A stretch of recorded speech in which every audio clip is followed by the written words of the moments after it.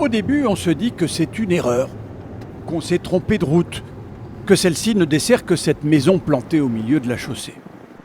Alors, on va derrière et on constate que non, en fait la route continue, contournant simplement le bâtiment. Ça n'est donc pas une erreur, décidément, c'est un problème. Une maison clou, comme on les appelle ici en Chine, une de ces maisons que les propriétaires refusent de quitter malgré les procédures d'expropriation, les offres d'indemnisation ou les pressions. Pour nous expliquer la situation, la propriétaire, Madame Liu, monte sur le toit. Le voilà le problème, cette forêt de tours, extension de la ville voisine de Luoyang. Les promoteurs aimeraient bien continuer leur opération immobilière, mais se heurtent à ce village dont la maison de Madame Liu fait partie. L'expropriation soit, mais elle doit respecter la loi, même pour construire une route publique. Ce n'est pas à moi de faire tous les sacrifices. Je n'ai pas fait construire cette maison au milieu de la route. C'est la route qui est arrivée à ma porte. Alors, laissez-moi vivre, survivre même. On lui a coupé l'eau et l'électricité, mais Madame Liu tient bon et tiendra bon. On n'ose plus utiliser ces pièces-là. Regardez, les fenêtres ont été cassées en pleine nuit. Ils peuvent revenir à tout moment. Ça fait maintenant 4 ans. On ne peut plus faire aucun projet. On ne peut même plus marier notre dernier enfant.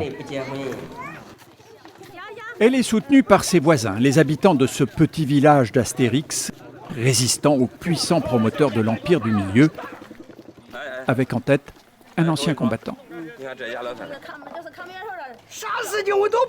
J'ai défendu mon pays sur tous les fronts, mais je n'ai pas réussi à défendre ma maison.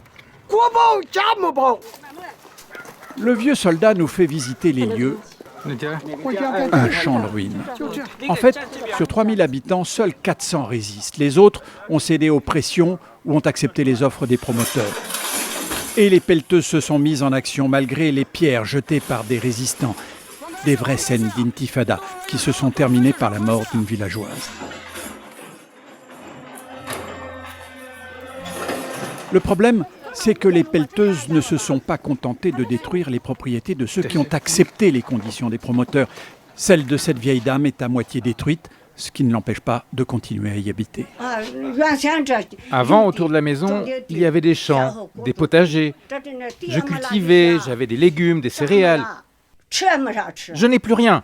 De quoi je vis maintenant? Qu'est-ce que je mange? La terre, c'est notre racine, on n'a plus de racines. L'union fait la force et la solidarité des 400 résistants explique que la situation dure depuis si longtemps.